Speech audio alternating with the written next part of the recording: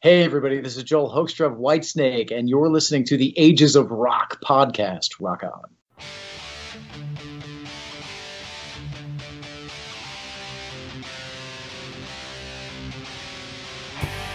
Welcome to the Ages of Rock podcast with your hosts, Bill Algie, Dennis Talbott, and Alan Tate. We are three guys who have one thing in common, a love of rock and roll. Our goal is to talk about all things rock. We hope you find this show intriguing, funny, and occasionally highly opinionated. Enjoy! This is episode 116. I'm glad everybody came back to listen to us this week. Sorry we didn't have a show last week. Life kind of got in the way, and we all got busy. We have to take a break here and there. But this week we're coming back with a vengeance. I'm going to be talking about my trip to Nashville, Tennessee, to the Gene Simmons Vault experience. But before then, Bill, Alan, you guys got anything for this week? Anything to talk about? Anything you want to throw out there? Rant? Rave? I'll talk real quickly. Earlier in the week, they broadcast the Elton John Grammy Honors, something or another, and I watched it. It started out, it was basically other artists were singing Elton's songs, and Elton and Bernie were in the audience, and everybody was giving praise and props to Elton and Bernie for their 50-plus years of obviously successful songwriting partnership. Yeah. But some of the all of the performances were good. I mean, whether you like the artists that were performing or not, every one of those performances I thought were really good.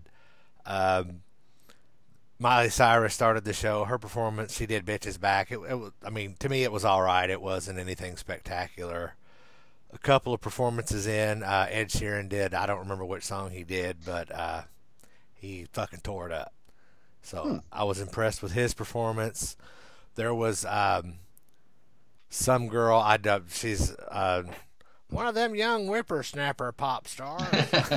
She's an up-and-coming pop star from what I understand. Cher? I don't know her name, but she did, in my opinion, the best performance of the night. It was Mona Lisa's and Mad Hatter's. She tore that fucking song up and made it her own. It was pretty badass. Oh, and the backing band for the whole event was Elton John's band. Cool. So, yeah. Not a lot of work to kick the dust off those songs then, huh? Correct. Well, I don't know. Some of those would probably I've be only something seen that Elton play John regular. in concert one time, so I don't know enough to know if they do Mona Lisa's and Mad Hatter's on a regular basis. There was one other song that I was unfamiliar with that I don't know if they ever performed live. But, they pulled out 2 or 3 songs that I would not have expected when they were in Evansville, so maybe they knew those songs and didn't have to dust them off very well. Cool. But overall, that was a really good performance. I'm glad we DVR'd it and watched it. Yeah, I didn't even know it was on. I wish I'd known that. I kept seeing previews for it, but I didn't pay attention to when it was on. I kept thinking it was like coming up tonight or something. Well, if you Those are guys usually have things they do on Sunday night. So if you guys have a DVR, I'm pretty sure you got. oh yeah, we can get it. Get it on demand. Yeah, that's true. I demand it. So I highly recommend it. 5 Elton Johns. Oh, Elton. is that, I don't know what. 5 golden pianos. I don't know. That's cool. I'm trying to pull up something here. Go ahead and talk amongst yourselves. well, we're done talking. It's your turn, Yeah, Dennis. I really I don't know. have anything this week. There's No, here, I got much going on. I got it. Yeah, we like I said, I'm going to be talking about the experience down there. But I did something earlier in the week. I was texting with Bill and mentioned that the Dead Daisies new album was out, and we've been pretty excited about it. And I listened to it the first time, and I did not care for it that much. Now that's what I told Bill. I said, I don't know, something about it. It just seemed a little too polished to me in a way. But on the way down to Nashville, I listened to it again, and actually the first time I listened to it, I kind of had it on in the garage, and I was doing some things and not really paying much attention to it. And listened to it again on the way down there with Kelly, and actually liked it. I mean, it kind of grew on me, and I thought, I'm really liking this. I know Bill said he liked it, and I was just kind of, for me it was kind of first, but I didn't really give it a good attention. But no, I listened to it again, and it's one of those. sometimes it is, give yourself another opportunity. If you listen to an album, sometimes, you may be distracted or you might not be in the mood for music or something, but I gave it a second try and I like it now. So I'm pretty easily distracted too. Yeah, I mean, when you're in the car, I think that's the best time to listen to something because it's kind of you're focused in on you're focused in on driving, but you're kind of you're kind of a contained audience, in there. You got to listen to it. And so anyway, no, props out to those guys. I do like that album. There's some really good songs on there. I tell you what, John Corabi, to me, I told Kelly, it was funny. We were listening to it. She goes, that first song. She goes, man, he sounds like Scott Weiland from Stone Temple. And then the next song is like, he's got a little bit of Steven Tyler in him. And then you listen to another song. He's kind of the chameleon of rock and roll. His voice changes a lot. He's got a defined voice, but it changes a lot through the way his songs are. And he sounds like other people. Because there was another one, he kind of sounded like Alice in Chains, kind of that voice, So I liked it. Like I said, it was really cool. So if you get a chance, listen to that new album. And then we also listened. Kelly says, I haven't heard that new Priest album. I want to hear that. So we listened to that. Man, that's a good album too. You're lucky because my wife would not want to listen to either one of those. She'd be like, I'd play those. She goes, we were listening to it, and I think it was the second song, and she goes, that song sounds like another song. And she was like, I can't. And we had to stop for a second. And she's like, we went to the next song and she goes, it's bugging me to death. I can't think what it was. So we went back real quick and listened to the song again. I got that thing. I go, that does sound like something. She thought it was a Volbeat song. But anyway, it's actually Accept, a Teutonic Terror. So we pulled it up real quick. We played the very beginning of that song. And it's the rhythm's almost exactly the same. And so I thought that's kind of neat. So yeah, Kelly, she gets into that. That album is really hard and over the top, kind of hard. That's a 15-song album too. Time it's done, she's like, you know what, we need to listen. She goes, we need to listen to some coffee house or something from it to just come down. But it makes you drive faster too, doesn't it? I was all right driving fast, and it was raining. I know, it always makes me drive faster. But anyway, props out to Priest too. So yeah, we listened to two really good albums on the way down. So anyway, cool. So we went down to Nashville for that. We left here about 7:15.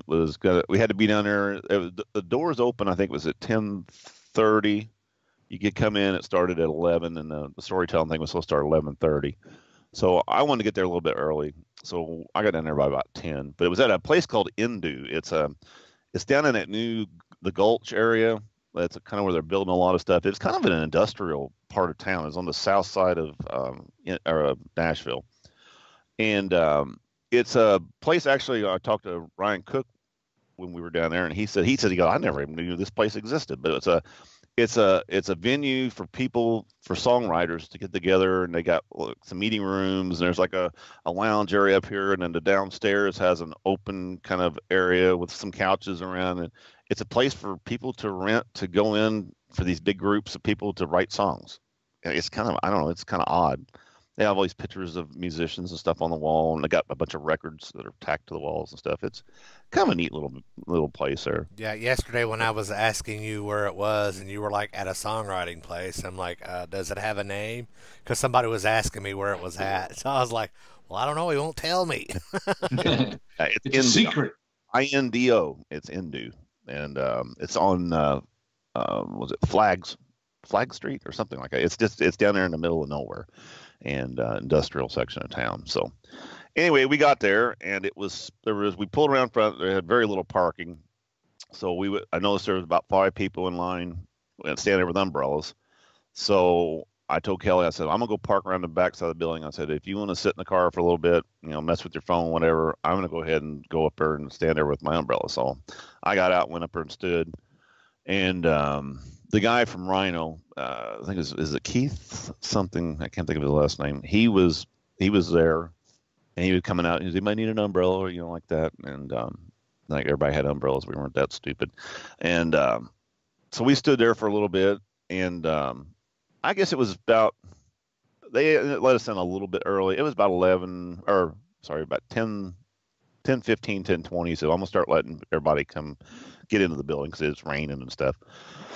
So as we started in, went in there and they had like you go up to the hallway and you go up to this table and then, and I hadn't got my pre-pack yet. So I had called the girl the night before and they said, yeah, we ran out of some stuff. We had to reorder some stuff. She says, you get all your pre-pack stuff there. So just bring your name's on the list. So don't worry about it. So I went in there. I ended up being number 6. I got my wristband. I was six person to go through the line.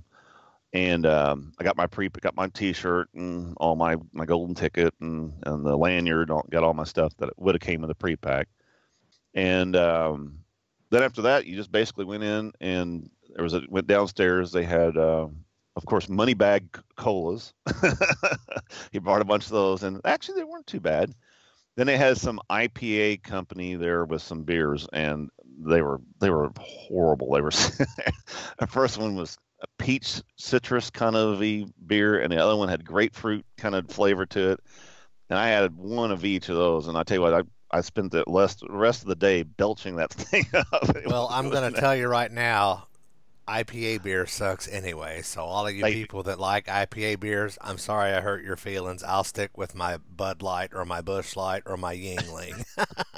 That's what I told Kelly. I said, "What's wrong with the Busch Light? I mean, what's wrong with that? It's cheaper." Well, I hate all of it. And I'll just stick with my Jameson and Fireball. And tequila. So y'all can have all the IPAs and I've never all that crap and Bud Light, and you can have all that you want. I have no problem. I've never had one that I really liked. It was so anyway. So we got there and went downstairs and just kind of mingled around. They had like it was an open area, kind of a long shotgun looking room that was in there. At the very end, they had a little stage set up with 2 chairs. I'll post a lot of these pictures online. Like I said, I haven't sent these guys anything or posted really anything because I wanted to keep it all kind of fresh for today. How many people were there, Dennis? I mean, how many people were supposed to be there? I don't know. I know when I talked to Jason at his, I think they said there was 35 volts they give out. So there would have been, double that. Plus, there's some, I don't know, there's some other people always show up, I guess, press people and everything. I looked at a picture that somebody had posted on there of the room that had the volts in there, and I counted 47 volts. So, you double that, that's almost 100 there. It's 100-ish people. And then there was press people there. I talked to Chris Enzak. He was there. He got in. He didn't get a vault. He went in with, he was the +1 for a guy from a radio station, I guess. So there was a few of those. So, and then, of course, Ryan Cook and Phil and all those guys from the Gene Simmons band were there. So that's, that add another 5 people and their girlfriends. So it was pretty packed. I mean, that place was when it first, everybody was there. Once people started getting their vaults, people would leave, so it did through the day. It got a little bit lighter, but there for a while, it was really packed in there. So we sit around and I talked to Mike Williams. He's from another podcast that we know. And I talked to him for a little bit, and Chris was there. I talked to him. You can say the name of the podcast. Right, it's Classic Rock Drops. There you go. And then Chris from of course Decibel Geeks, he was there. And then your friend Jason Herndon. Yeah, Herndon. He's from Kiss My Wax. He was there, and it was freaky for him because he was in town. He works for a record distributor or something, and they were in town down there getting ready for record day. It just so happened he was in town, so he was able to go to that. He got through, and then he ended up winning a vault, I think, through a radio station. Yeah, he told me that, and I was like, you bastard. I was like, how lucky is that, So he got his vault there. And, there was a lot of people there and talked and mingled and did all that stuff. And then Gene showed up around 11. He came out at first on the stage and was going to basically said, I'm just going to do a sound check real quick and get everything right. Well, that was a pretty funny 15 minutes and him just reaming this sound guy. I kept thinking about Alan. If Alan was there, Alan would after about 5 minutes probably would have threw the because the dude they had a one of those Bose pole systems. Okay, 2 of those. Then the guy had a small mixer like you've got, Alan, with his iPad, and he's pushing this and he's doing this, and Gene's like going, dude, you need to get rid of that. Get you an analog. All you need to do is these sliders. You got that thing. You don't even know what you're doing. Well, you can tell Gene has never really fucked around with a soundboard because even analog isn't just a slider. And he's like, what's the low end? And he does this, and he does, and he's like, okay, now what did you do? Now it's to this, and now give me a little volume. Well, that's too much. Go down. See, if you had one of those slider things, you could have just put it right in the. He's technologically inept. And then he made a joke. He says to him about now it sounds, because he didn't do anything for a while, and he started playing again, or was doing something. He goes, now it sounds smoky. What did you do to it? And the guy said something, and he goes, what did you say? And he goes, the guy said, I added a little smoke. He goes, leave the jokes to me. He's madder now. So anyway, that was just a little funny thing, on the whole deal. So anyway, he said, well, I'm going to go back and, what do you say? I'm going to play with my schmeckle, the little jokes. And Gene's got a new thing now. He says all the time, he goes, did you see what I just did? He said that probably 20 times. Every time he makes a joke, he goes, did you see what I just did? I don't know.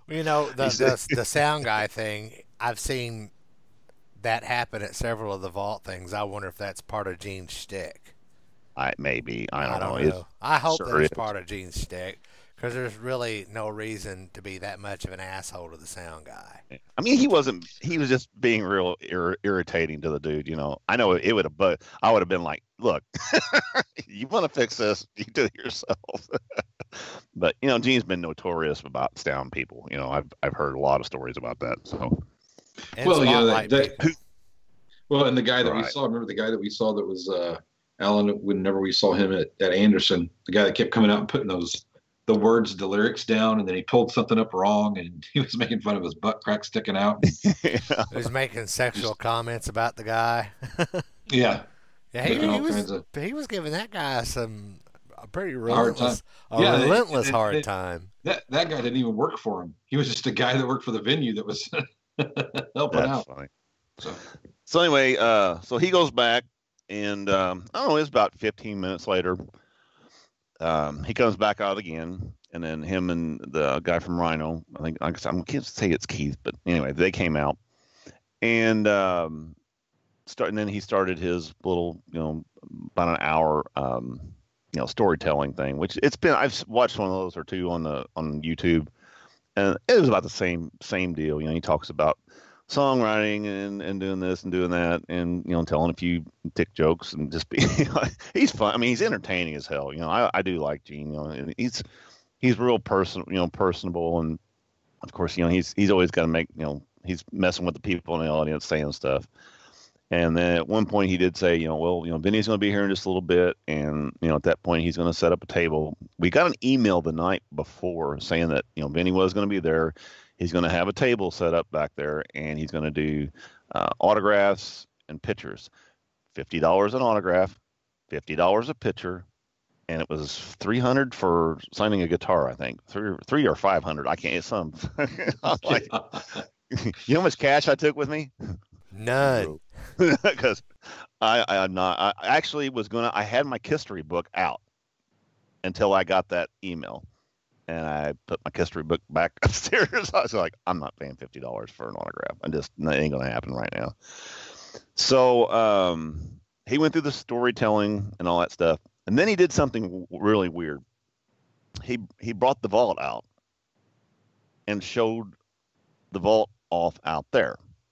Now, I know I've looked at some of the other people that put their things on YouTube about their experiences, and that was one of the things. When you go in, he shows you the vault, takes it out, looks, you look at all the stuff, and he can sign what's in your little special thing, all that stuff. He did that in front of the whole audience. So I'm thinking, wonder why he's going to do that twice. Well, I found out later. But anyway. So he did that, and what was so funny is he's doing the Gene Simmons vault.com. He's doing a sales pitch, and I'm like thinking, dude, you got a whole room full of people that spent $2,000. You've already got our money. You can't sell us another. They're not buying two. Exactly. Well, I disagree. I have a friend who bought 2 vaults. Why would you do that? Well, I was one told to play that the guy, with and one to be collectible. right. Well, I was told by I can't remember who told me. I think it may be Chris or somebody. We was talking about that comment, and he says, "Dude," he goes, "I know a guy that got two, and they got one and went to the next one and got the other one." And Gene wrote whatever he wanted, and the guy wanted on the first one. On the second one, he says two whatever. He goes, "How many of these fucking things do you need?" Hey, it's the same guy. Oh, is that the same? I'm pretty sure it is. Excuse me. So anyway, I got a kick out of that. There were some really funny things that happened. I hope I remember them all when we're talking today. But that was one of the funny stories. So anyway, Gene did that and then went back to playing. And he was really, it was funny about the songwriting. He was telling these stories about, of course, everything reverts back to Wild Thing or this and that, how these chord progressions and this, this is this, but it goes back to this and it goes back to this. And he did tell a funny story about writing a song, and he played this note. And he goes, "Man, I like that note," and then he goes, "Doo doo." Now that's pretty fucking good, And he plays the third note. And so after about 8 notes, he's realizing that I'm writing "Stairway to Heaven." So we're gonna throw that one in the can. Well, it's kind of funny though. So anyway, he goes through his whole thing, and like I said, it's about the same thing I've seen at other places. Then Vinnie shows up. So Vinnie comes in, and of course he's wearing. This time I noticed at the spooky con that he was in last week, he had a red fringe cowboy kind of coat on. Well, this one was a green not a chartreuse, but a turquoise version of that same jacket. I don't know. Do me a favor and don't use those words. What's that? Turquoise? Chartreuse, mauve. Oh, well, periwinkle. I mean, just don't even go there. Yeah. Anyway, it was very jady kind of. Anyway, he's wearing that. He's got his black tight pants on, and he's wearing those boots like he kind of wore when we see him the other day with the heels on him. And he had his purse, and he come in, and he was, "Oh, hi, how you doing?" And he was real funny. He walked right through the crowd and was shaking people's hands and everything. He was with his lawyer / manager, his new guy that he's got coming around. And so he comes up on stage, and they give him a guitar, and of course, it's not right. It's not the sound's not right. And Gene's once again just on top of that dude, and then they're not tuned. Gene's in half step. This other guitar is in 440. So they mess with that. So finally, Gene gives him his guitar, and then they got this other one. So they're doing this. They're swapping guitars. And the whole time, Benny's like, "Oh, how you doing? How you doing?" So it's funny. They sit in there, and they're talking. They go, "So how long is it?" Because Gene goes, "If you got any questions just ask him anything you want. Just anything you want to ask Benny." And I'm like, "Oh, here we go." And then somebody was like going, "How long has it been since you've seen Gene?" And he's like, "Well, it's been, I don't know." It made some joke like not since like 1844. That was a joke Gene made earlier, and which was funny because I watched him at the Spooky Con, and he said it was at a lawyer's office. It was the last time he see Gene. So he didn't mention. Ask if it was at a lawyer's office or in a courthouse. During a deposition, actually, is when it was. But anyway, he didn't mention that. It was really kind of funny, though. It was very, very awkward. Chris and I were standing there, and I asked Chris, I said, "Do you think these guys have talked beforehand, actually got together and talked about things before this happened?" And I honestly don't think they have. I don't think that that was the first time. It was very uncomfortable. Vinny, every 5 seconds was going, "Isn't this great? Gene, don't you miss this? Hey, people, isn't this great? We like it." And Gene he was like going, this thing's out of tune. He would change the subject every time that Vinny would ask him something like that. So they start telling these stories. They're doing a couple of things, and they try to play a few things, and there's nothing's going on. They can't play together for some reason. It's just not going right.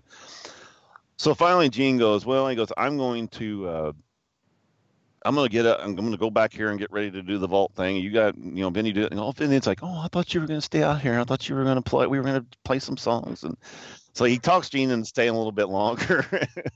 And they're sitting there, and that's whenever he was telling the story about the writing "Stairway to Heaven" and all that stuff. And then Vinny said something again. He goes, "I've missed you so bad, Gene." And he was like, "People, don't you want to see us play together again sometime?" And Gene starts going, "Give me a sandwich."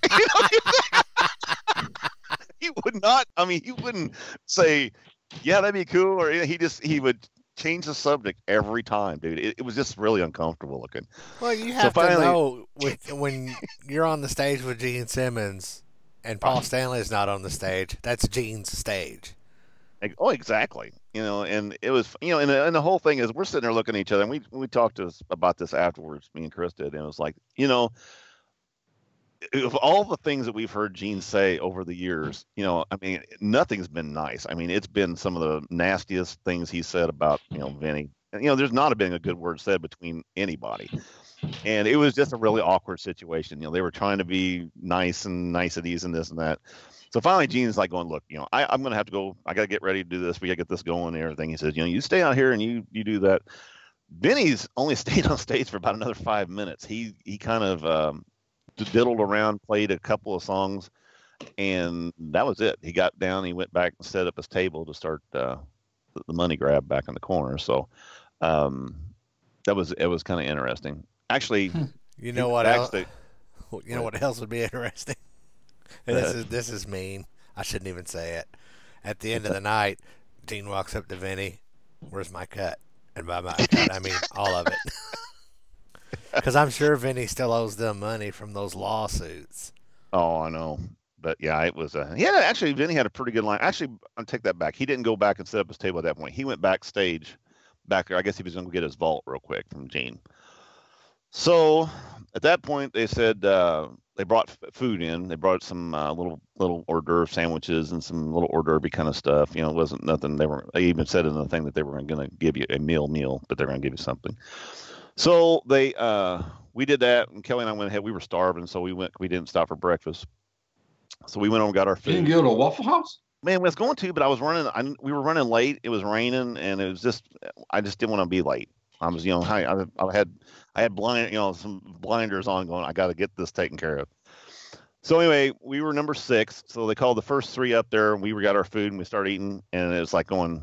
Then they all of a sudden they called Mr. Talbott. I'm like, holy shit, I got enough full food. I'm like, okay, so I grabbed my stuff, and Kelly, we went up there, and those things were going pretty quick. There was the other people went in front of me, and the thing was, it was different than the other people's. I noticed, the ones I've seen, they've took them into a room, kind of where you're in there by yourself, blah blah blah. It kind of seemed like more one-on-onesy kind of thing. Well, this wasn't like that. You go down a hallway you had to go up the stairs in a hallway that ran parallel to that big room that had windows or that you could see down to the thing.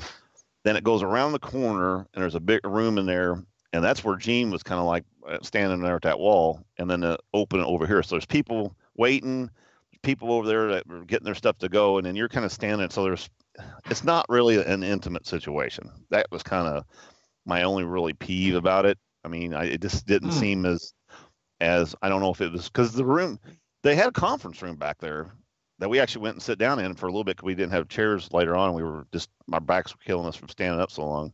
So they had a conference room. So I don't know why they didn't use that. I don't know. But anyway, so we were waiting, and so we got around to come around to the thing, and the guy goes, here was another thing that was different. He goes, okay, you can have 2 things signed per person. And I'm like, I seen other people, on these other videos, they had all kinds of crap signed. So I'm thinking, I got 3 albums. So I'm like, okay, I'll take these 2. And I said, Kelly, you take the other one. That'll be yours, your one. So it was down to 2 things per person. So we go in there finally, and he's like, oh, hello, and, gives me a little fist pump. And, Gene's a nice guy, and it's just kind of, and I've met him before, but it was just a kind of a weird situation because at the convention, it was more of everybody is around him, and you hand him a picture and talking to other people and not really giving you full attention. Well, it's you and him. So it's a different situation, period, So we're sitting there, and he's like, I go, yeah, I got these albums I want to sign, And he had my vault sitting up on the top, so he puts the things up on the vault, and he started signing my record albums that I got. And he's like, these are very well worn, aren't they? And I said, yeah, that was my first, that was my Destroyer. And I said, the first song or first record I ever bought. And then, here was the Alive, 2. I said, that's the first record I ever heard, but this was the second one I bought, And then I had the new Alive 3. or the new Alive that I bought, the 180. Well, I had him sign that one too. So he does that, and then I said, yeah. I said, we're from Evansville. I said, I said, I'm sure you're familiar with Evansville, Robert Stadium. He goes, oh yeah. He goes, and that's not a stadium. I go, oh, okay. So anyway, he's doing that, and then he's like, well, here's your vault, and he goes, I really appreciate stuff. And he says, well, what do you want me to write on it? So I told him what I want him to write on it. I'll show you to you here in a second. So anyway, he's starting to write. He's like, he goes, this is it really means a lot, for you guys, and says, this is really, honestly, this is, glad people are getting to hear these songs and everything. And I sit there and I said something about, how did I say that? I go, your music's really meant. Oh, and I got to about that part, I klimped. I mean, I got all teared up. And I was like, oh no, is this going to happen? Because now I'll tell the story. On the way down, Kelly goes, you're not going to cry, are you? And I go, no. Why would I cry? That's why I wanted to save it for today, because I want you guys' reaction. So anyway, I did. Adam said he cried. Adam cried too whenever he went on the show. I got it. I swear to God, I got to that, man. Your music really. I was like, and I couldn't get it out. And he was signing my thing, and it was just like with Adams almost. He stopped signing it. He turned around, and looked at me, and he put his hand up on my cheek, and he goes, "If I was gay, I'd kiss you right now." And that kind of threw me back into, kind of broke me into, okay, I go, oh, sorry about that, So anyway, and he goes, how long you guys been married? I told him, I said 29 years. I said, he goes, well, how is that possible? She's only 28, just that kind of shit, kind of lightening up the thing. So anyway, I got my shit back together again. And so then I go, and right before we went in too, I said, I had my phone. I told you I was going to videotape. I said, look, no, you need to hold this album. I said, we're not videotaping this. They're doing professional pictures anyway. I said, but I am going to set my phone on to record, get it on the utility thing so I could record that bumper. I was going to have Gene record a bumper for us. Then I put it in my pocket. Well, when I got clamped up, that's just, I was already kind of wiry anyway. And after that, was clamped so tight he couldn't get his phone out of his pocket. No, it's just my fucking mind was swirling, dude. And I was like, oh my gosh. So anyway, I was like, oh shit. So anyway, got through all that. He signed my things, and he's like, thank you. I really appreciate, this, blah, blah, blah. And I was like, oh, and I go, by the way, I said, we've got a podcast. I said, I know who you are about branding. And I had my shirt on. I handed him my business card. And I'll get one of our old ones out. Just to show you, this is funny. So he says, he looked at it and he goes, well, what's up with this? I go, what do you mean? He goes, what do you mean? He says, 50% of the time people just throw them down. And he says, they're going to land up like this. So he throws it on the table and it lands up like this. He goes, 50% of the time it doesn't do that. He picks it up again. 4 times it lands sit up like that. And I go, well, Gene, awesome. those are weighted cards. I said I paid a little more for it. And then the 5th time he did it, it turned over. And he goes, print both sides. He's thinking business all the time. I'm like, well, that's a pretty good idea. So anyway, at that point, I was like, and then I should have got the bumper, and I was like, okay, well, thank you, and I was like, where's my stuff? I got to go, So, I apologize, guys. I didn't get the bumper, but anyway, that's not not the end of the world. I'm not gonna pick my thing up, but here's. I had this thing all. Can you, Alan? I don't have any problem picking my thing up. Do you have a problem? No, I'm trying to find my. Mine isn't that big. But anyway, I'm not going to pick the ball up. That's what he wrote on it. Back that up just a little bit. That's cool. To Dennis, from one powerful and attractive man to another. There you go. That's cool. So anyway, but that I thought that was really cool. At least you didn't get what Ryan got on top of his. Ryan and Eric Singer both. Eric Singer got that too. Yeah, I thought that was pretty funny. I was down to that, or I was gonna have him put "Thanks for being a fan for so many years and giving me all your money" with a dollar sign, But I thought, no, that sounds kind of stupid. So I like this other one. So, and I couldn't think how to word it. I was like, I don't know. He's like, oh, I got it. I'll fix it. So he wrote it out. So anyway, and then we walked out from there. So the thing is, Oh, and then we went up there, and So how long were you really with him? It was probably 3 or 4 minutes, 3 minutes maybe at the most. He said beforehand, he said, look, he said, I know everybody's, this is a situation. He said, we're going to be back here when you guys come back. And, he goes, if we do 10 minutes per person, that's 6 people per hour. And, we've got a whole room full of people. So he says at some point there's going to be a bad guy back there saying, hey, we need to move and hurry it up, So, so everybody kind of knew. And then also knowing that he'd already showed us the vault out there, I knew he wasn't going to go through that spiel again, which that saves time. So that did help as far as that. The bad thing is you can't open it up, look at your stuff, and see what your special prize is, and then have him sign those things. That's what he was doing before. So I think I've talked to some other people down there, and we think that's just a streamlining of how these things are evolving, just trying to get people through.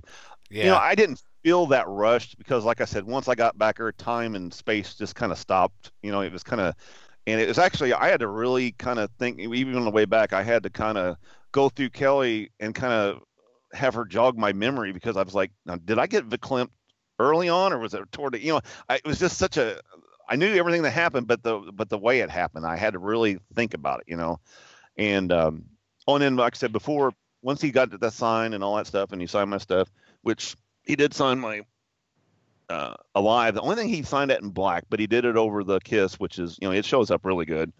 And of course he did my, Destroyer in silver, which I thought that was cool.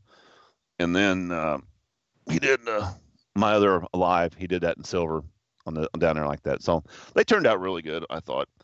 And then and then after that, after we did all that, the professional photographer, they were taking pictures all around us as we were doing it. I hope it didn't get me when I was getting all they did. Especially when they got them on the face, because Kelly even told me afterwards, she says, you can't shave your beard off now. Gene's touched that.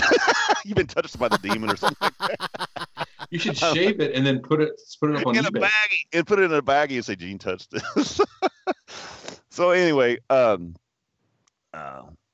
they take the picture. The guy comes up there and says, so Gene, of course, I got on one side and Kelly got on the other. And of course, he's just like doing this kind of big old bear. He's a big old dude. I mean, I knew he was tall. I'm 6'2.5", and he's just as tall as I am, basically. He's a big old dude. And, he's kind of hugging us. Kelly said, he goes, he was pulling me hard. I said, Kelly, he does that to all the girls. Trust me. He goes, if you had his costume on, you probably had his face in your crotch, probably. Yep.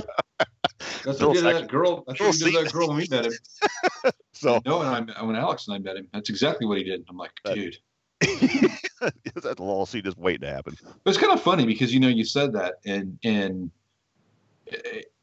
I don't know what it is, and I think it is that thing about meeting somebody that you just have a lot of respect for, or you admire, or that means something to you.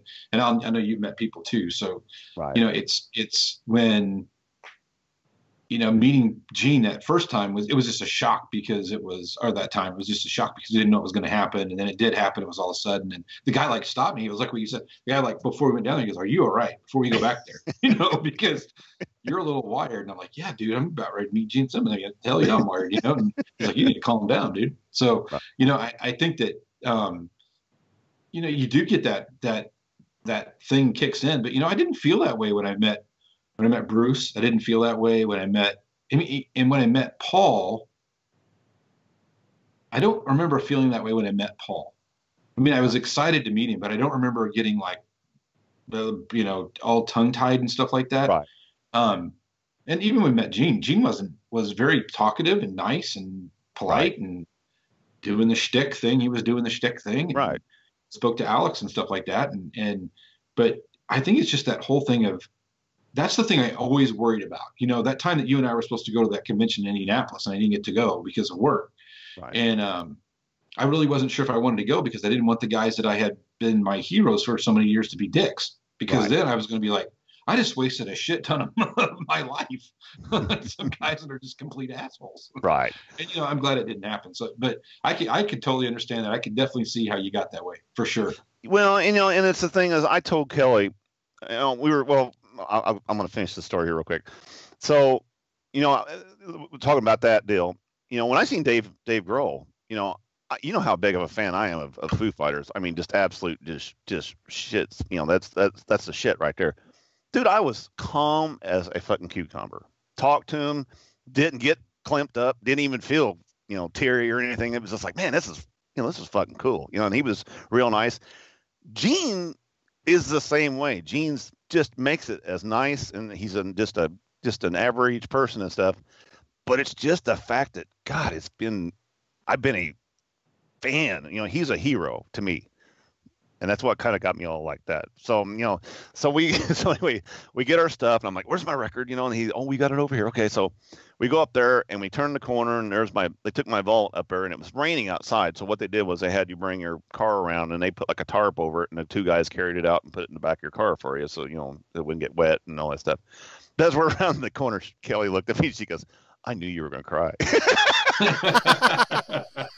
I'm like, I go, Kelly, I said, I didn't cry. I just got a little clamped up. She said, your lip was quivering. You had tears in your eyes. She says, you didn't bawl, but you did cry. You can't get away with that. So, and then the funny thing was, I told her on the way home, I said, I don't, and it's something weird. I'm as I've got older, I've got more emotional feeling, I'll sit there and we'll watch, say American Idol or something, and they tell some story, and it gets kind of, and I'll sit there at the couch and I'll do this, and Kelly's like, are you crying? I just get emotional about things. But then I told Kelly, I said, well, the funny thing was, I said, that's why Kelly kind of brought into perspective on the way home when we were talking about this. I said, that's what I'm going to tell those guys tomorrow, that, it's just, I'm just got emotional over, when I got older. She said, no, she said, that was your hero. She said, and it was a really personal thing. He was talking to you, not just that. She says, that's, I don't blame you, that. So it's like, don't have to be ashamed of it. It's just it's just kind of the shit that happens, Well, the cool thing too about it is it's, think about it too, is it's something that Kelly bought for you. Right. I mean, there's a whole lot of stuff about that that's really cool. And she said that too. She said, that really makes me, and she was there happy. With you. I mean, right. Yeah. And she said, it makes me happy that it meant that much to you. And she said, it probably meant a lot to Gene too, for the fact of that, he knows that you're just, you're a fan, you really, look up to the guy, or, a hero deal. So anyway, nobody's spending $2,000 on this thing that are casual fans. No, hell no. I mean, they're not people that are just, they're spending the money because it means something to them. Everybody in that room, I was probably one of the younger people in that room, except for the people that brought their kids. You know what I'm saying? Everybody there was in that 50 to 65 range, So anyway, we did that. We took it in there, and then by that time it was only like 1:15 or so, and Ryan and them were not playing till 4:00. I'm like, man, I want to sit around. I don't want to sit around all afternoon, but I want to see Ryan. He's like, well, I'm fine. We'll just sit around and talk. So we sit around and talked and bullshit with all the guys down there, and we were messing around. And then Phil came in. Phil was, and I sent you the picture, Bill, or Alan, I think I sent you guys, Phil, yeah. and I cannot think of the guy's name. He was the Gene that played that night for the Kissmas show. He told me his name, and I'm sorry, I cannot think of it for shit, and it was one of those days. You're still verklempt from meeting Gene. Exactly. Exactly. But Phil, super duper nice guy. And he said, oh yeah, Ryan said you were coming. And that's when I said to him, I'm going to get both those guys at some point on the show. And he said, yeah, Ryan just called. Their plane just got in, said they're getting showers and they're getting over here as soon as they can. And so anyway, then the other two, Ryan and the other guy, showed up then here a little bit later. Oh yeah, because they were on that cruise. Yeah, they were on, because the first thing I asked Ryan come in. Oh, they were on the Kid Rock thing, weren't they? Yeah. Yeah. And they actually, so what happened was about 3:00, 2:45 or so, people were leaving. As they were getting their vaults, people were like, well, we're just going to go now because we've been sitting here all day and blah, blah, blah. So the crowd had thinned out quite a bit. Well, that's when the guys go, we need to probably get started before 4:00 because nobody's going to be here. Because they were only going to play like, 35 or about 45 minutes to an hour. So they started playing early. Well, Ryan wasn't there, and because he was the last one to show up. So the guy who played bass, who played the Gene, got up and played bass, and then Phil played guitar. So because usually Phil's playing bass when they do acoustic, it's all screwed up. So anyway, they go ahead and start the set. They did about 3 songs, and then all of a sudden, then here comes Ryan in the door, and he's got a little sunburn going on. I'm like, hey, and he's like, hey, how you doing, man? I go, how's your liver? He goes, oh, it's survived, So he gets up there, and then the other guy jumps off bass. Phil grabs a bass, and then Ryan gets up there and sings. And Ryan's singing. He sings. His voice is really good. He's got a real, and those guys together play real well and sound real good. And they had their drummer. He was there, and he had one of those blocks you sit on that has the wood. I don't know there's a name for one of those things. Cajon. Yeah, cajon. Yeah. So he's playing that. And they sounded good. They did a lot of songs, a lot of cool stuff. And then they played for about, I don't know, 45 minutes total with Ryan, and then it was over with. And then at that point, everybody was really getting out of there. And Vinnie he packed his stuff up and was leaving. And he got out of there. So we ended up we left there about 4:30 or so. We got out of there. We said let's get out of here.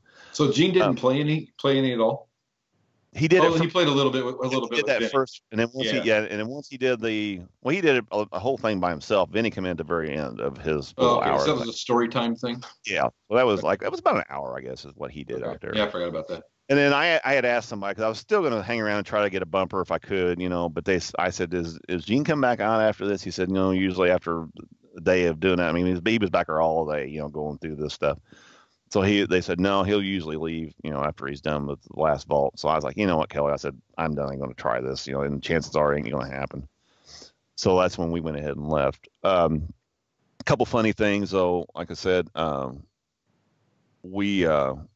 one guy went to Vinnie and got his.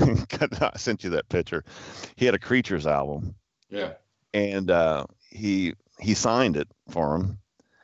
And the guy says, Vinnie, can you do me a favor? And he goes, what? He goes, I want you to draw your ink symbol on Ace. He goes, I can't do that. He goes, no, it's my album. I want you to do it. So Vinnie draws that on his fucking face.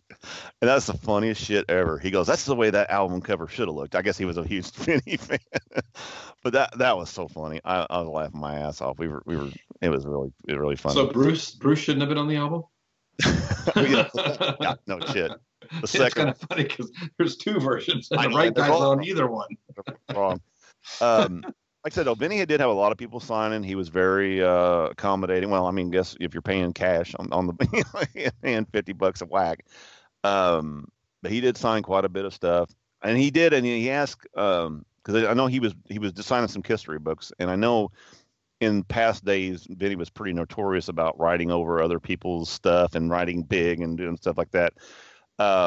Everybody that I talked to, he said that he would ask where they wanted to sign and how big they wanted it and all that stuff like that. So I think Vinnie's grown up, since the old days. I think he's learned his manners now and doing things right.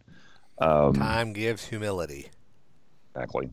So anyway, it was the upside of, I mean, it was a great day. For me, it was well worth the money. I enjoyed every second of it. Just meeting Gene and on a one-on-one basis was really cool. I did not feel like I was rushed. I mean, I don't really know what else I would have said. I mean, I'm saying, we talked a few things. I haven't even mentioned about Robert. I said Robert Stadium, and he said, I said, well, it's because he goes, it's not a stadium. I said, yeah, I know it. They tore it down. I said, it's a big leveled off field. He goes, they tore that place down. I said, yep, they sure did. And then so anyway, I said they moved it down there, but it's like, well, Gene, if you came back to Evansville every once in a while, you'd find out about that. You haven't been here since. Was the last time they were there is the Lost Cities tour? Lost Cities tour. That was the last time they came. And they came every tour. I don't know why. That is incorrect. They were here on the farewell tour. That was the Lost Cities tour. That's not the Lost Cities tour. The Lost Cities tour was part of the reunion tour. Reunion tour, yeah. Because we went and saw them in Louisville, and then the Lost Cities tour came to Evansville, and I went for my birthday that year. Okay, well, I guess they did. Yeah, they did the farewell, because I got to see about half of it, and I spent half of it in the office arguing with some jackass security guy. But that's a whole nother story. Wow, different day. I have a picture. That's weird, because I was thinking, because I had went to Holman to see Cycle Circus, and then I thought I only seen him one more time in Evansville at the Lost Cities, but I guess I went to the reunion, or went to the farewell, so I must have seen that too. Huh. The only tour I've missed has been Psycho Circus because it was the same tour as basically except for 2 songs. There was no point in going. Yeah. 3 songs they did Into the Void, Within, and Psycho Circus. Right. I don't think when they came to Indy they were still doing Within. Right. God, So I anyway, hope not. I love that song, but the live version is terrible. I don't think they were because I think they took it out. Anyway, I'll get back to that real quick. All in all, I'm probably wrong.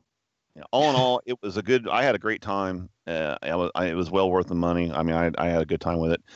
My only qualm was I thought it was a little bit oversold. You know what I'm saying? There was a lot of people. He had to go through a lot of stuff. I think that kind of shortened the time a little bit, maybe. But like I said, I don't know what more I could have said or did. You know, I got my time. I wish it would have been a little bit more intimate. I think the setup was a little scurry because you had people standing there, you know, waiting to come in. They kind of try to keep them back, you know, around the corner, but still, it just didn't seem like it was going to, you know, I thought it was going to be like a one-on, you know, in the room, here, you know, how you doing, you know. So it kind of felt like you had eyes on you, even though they always had, you know, professional photographer in there with, you know, the other ones too, but you just didn't see them. But they were very accommodating. Everybody there they treated you, I mean, really nice. They were real accommodating about everything. You know, how you doing? You having a good time, you know, and helping you do this. You need anything, you know. So that was one thing. And just not being able to open the vault there, I think I wished I could have been able to do that. That's the only thing. But there again, that's I think what's happened, and I've been told too that the signing thing got a little bit more abused, you know, because people were bringing, you know, a whole shit ton of stuff and then signing this and signing that. I think they're just kind of cutting that back to, hey, we're just going to do a few. So Makes sense. It just makes sense. So we went from there, Cheesecake Factory, Trader Joe's, and then we went on back home. So all the way home, I'm like going, I wonder what's in my box. Wonder what's in my. You know? I would have opened it in a car. Well, it was rainy. You know, it was just one of those things, and I had it laying on its back because I didn't want it on its wheels. We had a big ass cooler in the back, you know, to put Trader Joe's shit in. So I just waited till I got home. So we got home. And Kelly has actually, she filmed me open it up. So at some point I will post that on the website. So anyway, my little secret compartment, I got it's a live worldwide, it's kind of a pamphlet. It kind of discography on it, and basically first time in 17 years original members. And it's kind of, you know, kind of a brochure thing, I guess. I think it's got, just all kinds of stuff, dates and stuff on it. So anyway, that was in there. And then I got a world tour. Gene Simmons condom. Yeah, no. This is Kiss World Tour 2013 working pass. So it's like a working press or backstage pass. I'll try to use it next time if I can get.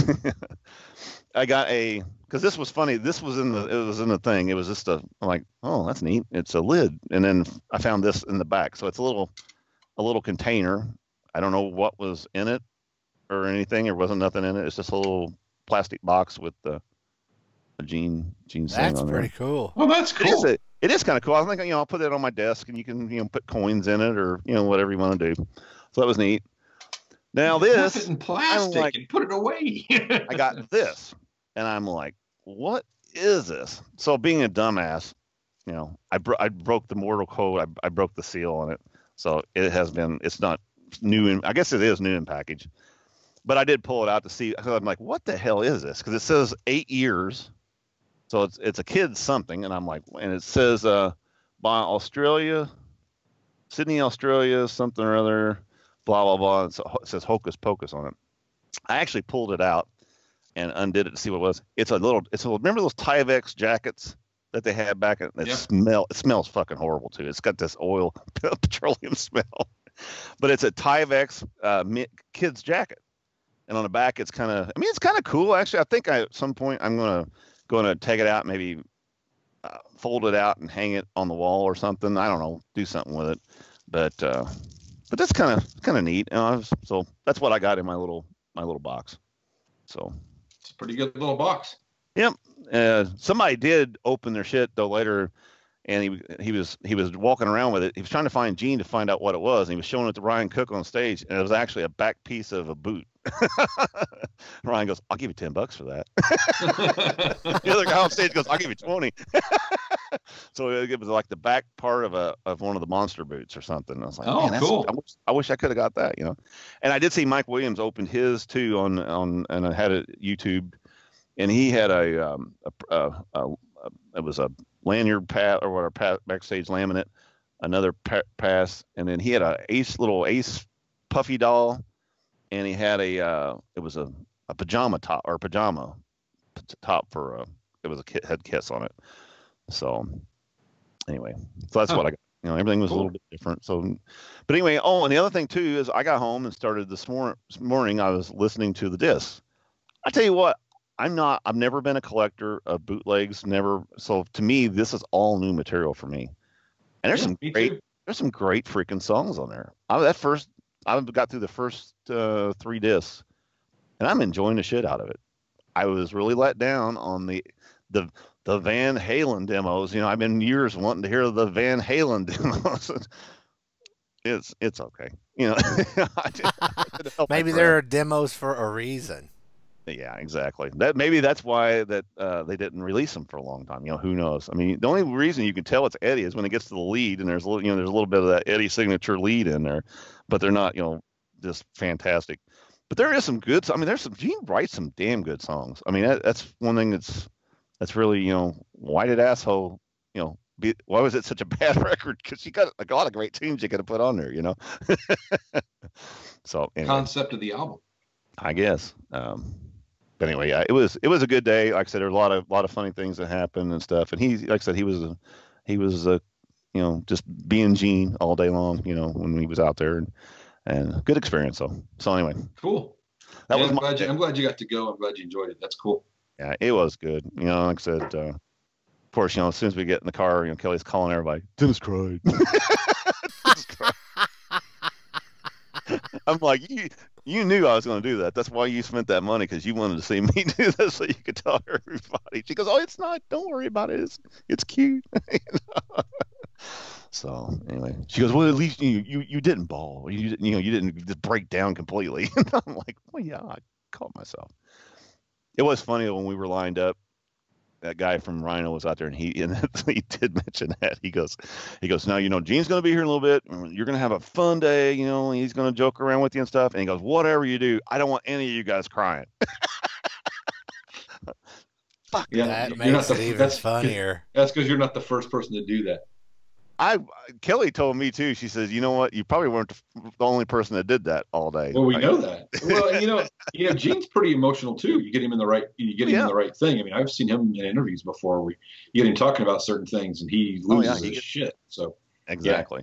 Yeah. So anyway, but cool. She said you weren't probably the only person that did that. So probably not. Well, that's awesome.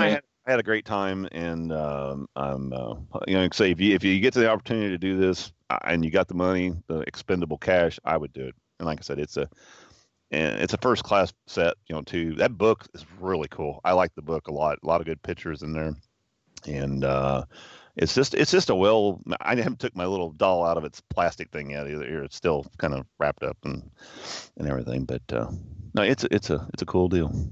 I would leave that action figure in its container.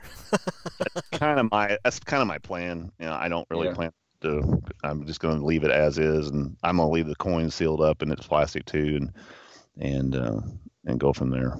But no, I enjoyed it. So that was my trip with Gene. So that's pretty cool, man. That's a pretty good show right there. Yeah, I'll post a bunch of pictures though now since I've talked to you guys. Hang on a second. I think me and Dennis are getting ready to cry. Or me and Bill, not Dennis. Dennis already cried. Yeah.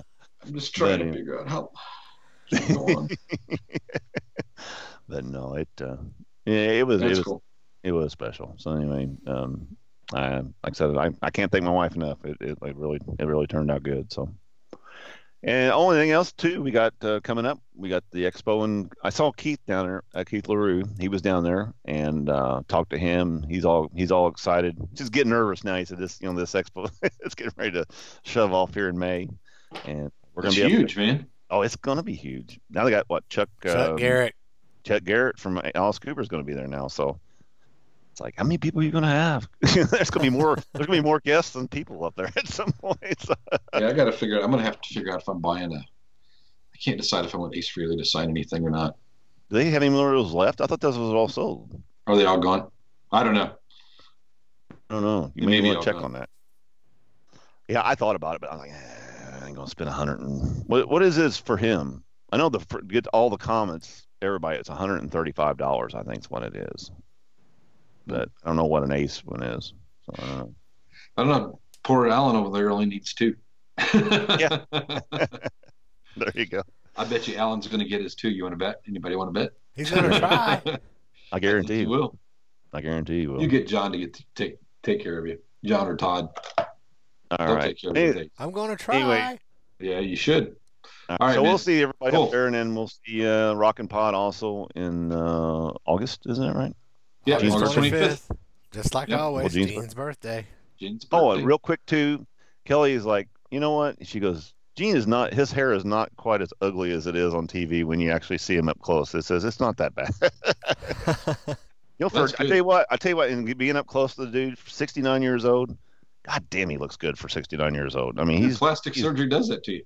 You know that, and he lives a little cleaner than most people does too. You know, it's true. And he looks good. He's held up well. So anyway, cool. It was a good time. All right, you want to get out of here, guys?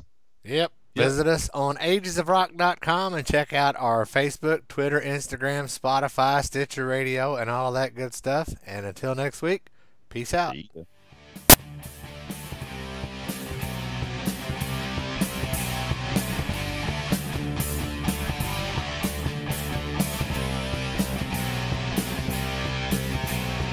Thanks for listening to the Ages of Rock podcast. If you haven't done so already, be sure to subscribe to our YouTube channel, like us on Facebook, and most importantly, tell all your friends. Remember, you're never too old to rock. Until the next episode, peace out, folks.